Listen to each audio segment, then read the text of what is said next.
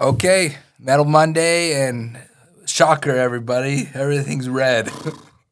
I feel like this is just. I mean, I would almost be shocked if we woke up on a Monday and the market was actually in positive territory. It's gonna happen one day.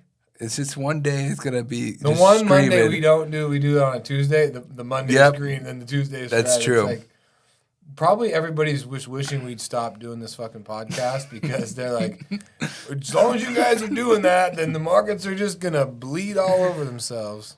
But yeah, things are rough today. I mean, copper's down almost 6. Everything is getting mushed. Nickel has been getting killed, so Yeah. it's really sideways today, up a penny. You know, which in nickel that's not much of anything. You know, platinum, palladium. I mean, platinum. Hammered. Yeah, platinum's Friday 800s. was like Thursday or Friday was up. I mean they had like a good little run. Yeah. And then monkey hammered back down. Mm-hmm. So it's What's going on? Why is it doing this to us? well, the dollar is ripping this morning. The dollar's just killing it. I did our Bulls versus Bears podcast with Chad Ellerbrock this morning, and you know we talked about a couple things, but you know King Dollar reigns, man. That thing, as long as the dollar is what it is, that's hard on base. It's hard on base metals. It's hard on commodities. And if people don't feel like there's any relief in sight. I mean, the Fed has made no bones about it. They're trying to slow the economy down. I feel like they're doing a dang good job of it right now. You're starting to see some relief, some pricing relief, and everything from trucking to real estate might be the next, coin to drop. So I don't know. It's an interesting market to say the least, especially on the base metal side.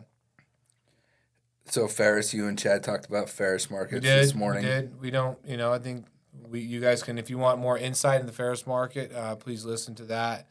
But as far as just kind of the Cliff Notes version is, it's a buyer's market for sure. Mm-hmm. Because on the sell side, your options are becoming more limited. Pricing pressure is still there, but there's a couple bull points in the the Ferris side, but don't expect a big price increase this month. Are we? You're lucky hoping to get for sideways. Yeah. Okay. And I haven't got any firm numbers on my end for the mills and people we sell to, but and it could be different over here on the West Coast. Everybody's got a different market, I think versus where Chad's around. It could be Chad's in the Midwest for sure, but we talk when Chad and I talk, we don't talk about his market per se. We just talk general market dynamics, and the general market dynamics are the all of the how do you say, just the potential uneasiness of everything that's going on, whether it's the Turkish-Ukraine war, whether it's the the UAW striking, so from the demand side to the the scrap flow side, it's a tricky one out there this month for sure. And I don't know that it gets a lot easier going into the end of the year. We might have a rough end of the year, you're thinking?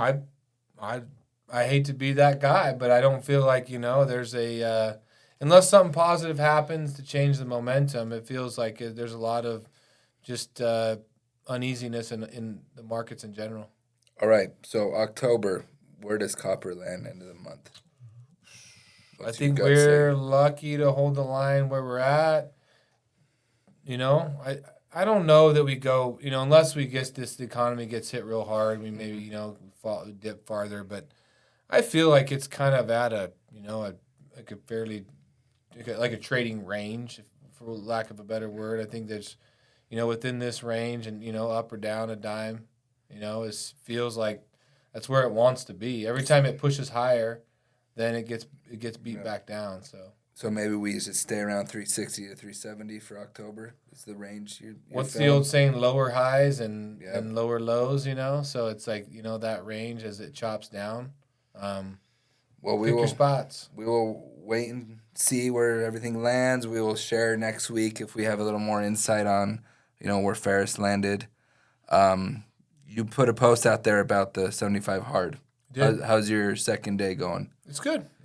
I was talking to Chad this morning, and I was like, I don't know what it is. I got this sick thing in me that like it's not hard enough, right? But we're doing it in the middle of this huge construction project. I've coached my kids' sports, so it's like the time is very limited. Football season, Thanksgiving. Like Thanksgiving's coming up. I have this sick mentality to do stuff that's like really not optimal timing wise sometimes, but it's like what really makes it fun for me, I guess. So I don't know. I'm not here to tell you that I'm gonna do it. I'm here to say that I'm not afraid to try it. You're gonna give it a go.